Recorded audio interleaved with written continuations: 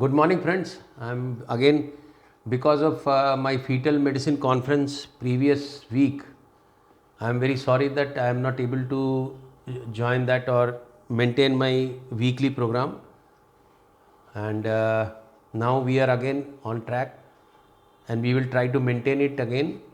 And मैं doctor Dipankar Banerjee हूँ जबलपुर से, ideal fertility IVF and genetic centre private limited का डायरेक्टर, और ये मध्य प्रदेश में स्थित है। And we are doing regularly IVF, ICSI, blastocyst transfer and genetic clinic and genetic diagnosis पेट के भीतर के बेबी के लिए।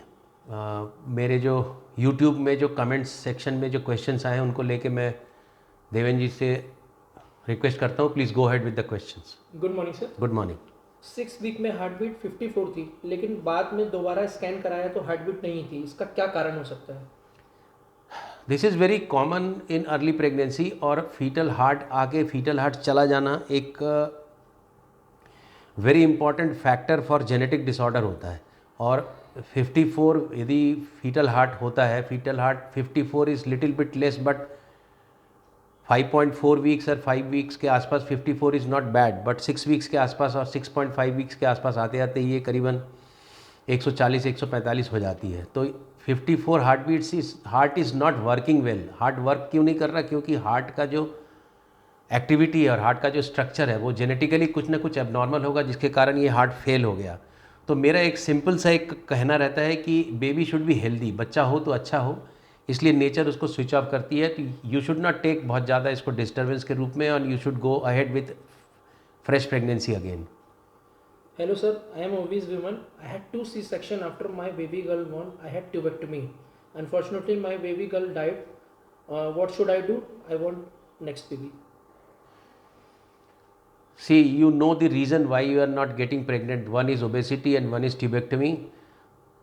Tubectomy reversal can be done, but after 2 cesarean section, doing tubectomy reversal, another surgery will be little bit more tricky. And during cesarean section, the way we do tubectomy, usually large part of the tube is lost. So the tubectomy reversal success is very less in your case. If you want to go for IVF and want to have another child, what my suggestion is, with your younger age, whatever you are, make embryos and freeze them and reduce your weight, then do frozen embryo transfer. Don't worry about the cesarean section. You can have third cesarean section also, but we have to do single embryo transfer later on.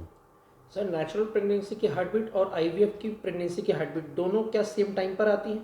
दोनों same time पर आती है। उसमें कोई, जब भी बच्चे का डेवलपमेंट होता है वो IVF में हो चाहे वो नेचुरल प्रेगनेंसी में हो, दोनों सेम रहते हैं। बट IVF में चूंकि हम उसको जल्दी देखने लगते हैं तो हम 5.4 वीक्स या 6 वीक्स में फीटल हार्ट देख लेते हैं। दोनों के प्रेगनेंसी के डेवलपमेंट में कोई प्रॉब्लम नहीं है, बट फीटल हार्ट रेट को लेके थोड़ा सा बच्चे में कुछ प्रॉब्लम है कि नहीं, कुछ हद तक देखा जा सकता है। मुझे डॉक्टर ने बोला है मेरा हाइपो का केस है, ऐसे में क्या मैं सेल्फ एक्स से प्रेग्नेंट हो पाऊंगी? हाइपो वाले अधिकतर सेल्फ एक्स से प्रेग्नेंट हो सकते हैं, क्योंकि हाइपो में आपका ओवरी इज़ वर्किंग। तो जब ओवरी इज़ वर्किंग तो आपका मैनेजमेंट गड़बड़ है। मैनेजमेंट यदि गड़बड़ है तो वहाँ से आपका जो मैसेंजर्स निकलते हैं, उनकी दवाई मिलती है बाज़ार में, उस हिसाब से आपकी ओवरी को चला के आपके एक सेल्फ एक्स से आप प्रेग्नेंट हो सकते हो। सर, क्या ट्यूबरकुलोसिस का ट्रीटमेंट के बाद फैलोपियन ट्यूब्स ओपन हो जाएगी, या जो हाइड्रोसेल्फिंग्स था वो भी क्योर हो सकता है? यदि आपको ट्यूबरकुलोसिस हुआ है, वो एक ट्यूब के लिए बहुत घातक चीज़ है यदि ट्यूब में हुआ है, और यदि हाइड्रोसेल्फिंग्स हुआ है तो डोंट एक्सपेक्ट कि वो ट्यूब कभी काम करेगी। ट्यूबरकुलोसिस का ट्रीटमेंट लेने से एक फ़ायदा ये होता है कि हाइड्रोसेल्फिंग्स के भीतर जो भी लिक्विड मटेरियल है वो स्टराइल हो जाता है।